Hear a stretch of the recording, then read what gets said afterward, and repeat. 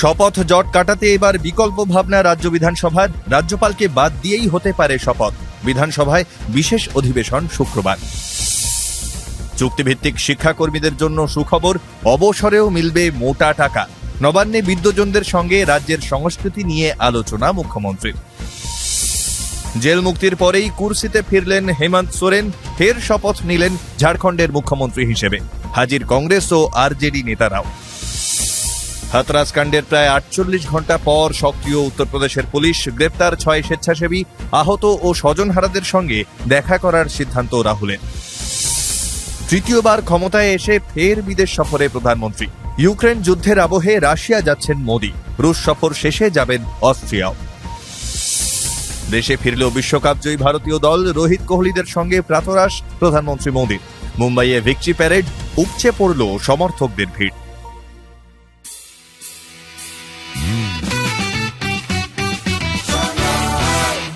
আপনি শুনছেন সংবাদ প্রতিদিন শোনো। নমস্কার, আসছি বিস্তারিত খবরে।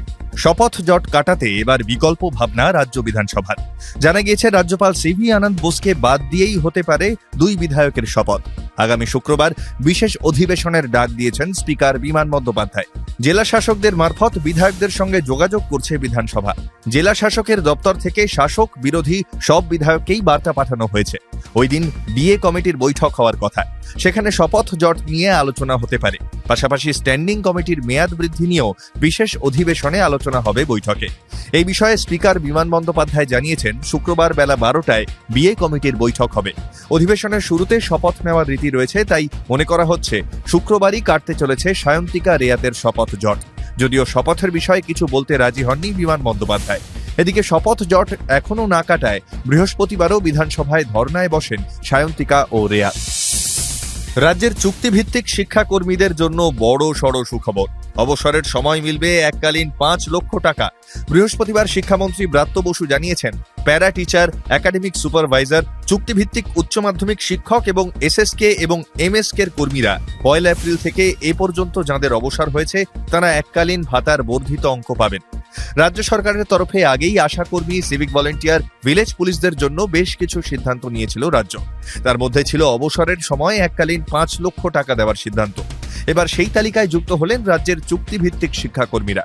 এদিকে বৃহস্পতিবার নবান্নে বিদ্বজনের সঙ্গে আলোচনা সারলেন মুখ্যমন্ত্রী মমতা বন্দ্যোপাধ্যায়। মুখ্যমন্ত্রীর ডাকে সাড়া দিয়ে বৈঠকে যোগ দিয়েছিলেন বিশিষ্ট শিক্ষাবিদ অভিক মজুমদার, সঙ্গীত জগতের ব্যক্তিত্ব নচিকেতা চক্রবর্তী, কুমার বোস সহ অনেকে।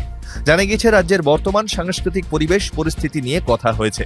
জানা যাচ্ছে, রাজ্যে সম্প্রতি যে সাংবিধানিক সংকট তৈরি হয়েছে, 2 নবনির্বাচিত বিধায়কের শপথ নিয়ে তাতে বিদ্বজনেরা নিজেদের মতো করে প্রতিবাদ করুন, তা চান মুখ্যমন্ত্রী।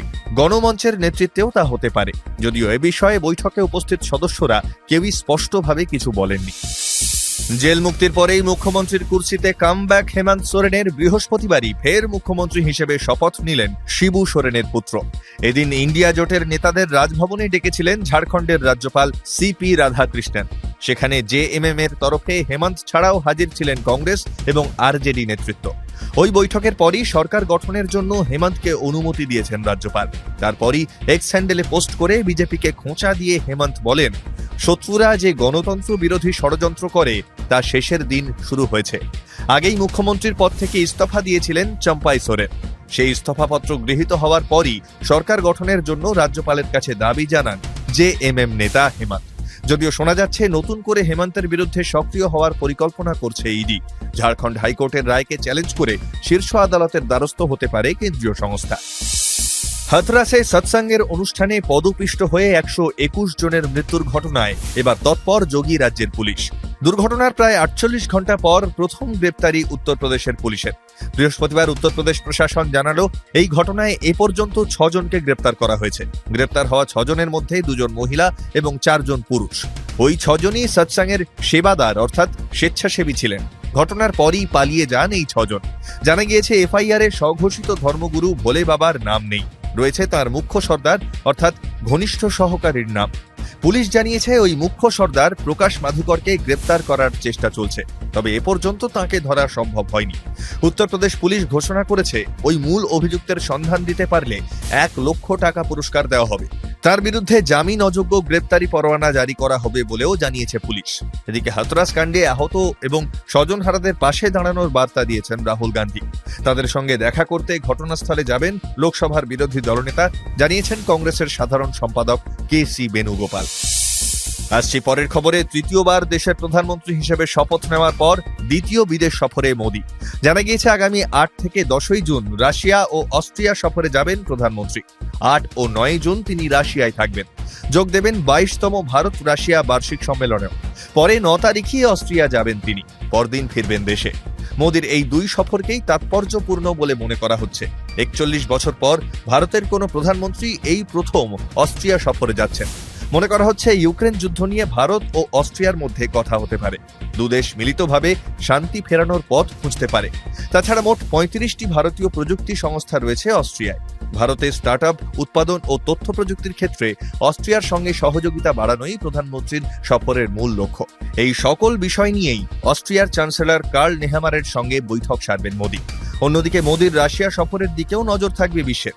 2022 সালের ফেব্রুয়ারিতে ইউক্রেন রাশিয়া যুদ্ধ শুরুর পর এই প্রথম সে দেশে যাবেন প্রধানমন্ত্রী। আসছি খেলার খবরে। 13 বছর পর বিশ্ব জয়ের স্বপ্ন পূরণ।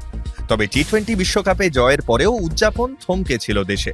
ভারতীয় ক্রিকেটারদের ঘরে ফেরায় বাধা হয়ে দাঁড়িয়েছিল ঘূর্ণিঝড় বেরিল। ঝড়ের ভ্রুকুটি কাটিয়ে অবশেষে দেশের মাটিতে পা রাখলেন রোহিত শর্মারা। দিনভর একাধিক সেলিব্রেশন কর্মসূচি সারলেন তারা। রাত থেকেই দিল্লি বিমানবন্দরের সামনে ভিড় জমেছিল ক্রিকেট প্রেমীদের। রাজধানীতে পৌঁছে টিম হোটেলে কেক কাটার পর প্রধানমন্ত্রীর বাসভবনে যান রোহিত বিরাটরা।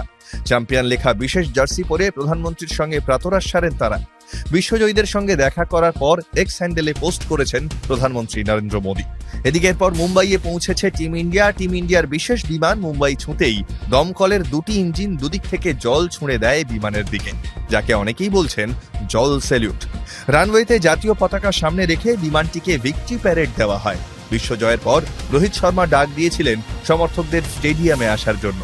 সেই অনুরোধ রেখেই এদিন ভিড় উপচে পড়ল ওয়াংখেড়েতেও। শুনতে থাকুন সংবাদ প্রতিদিন শোনো।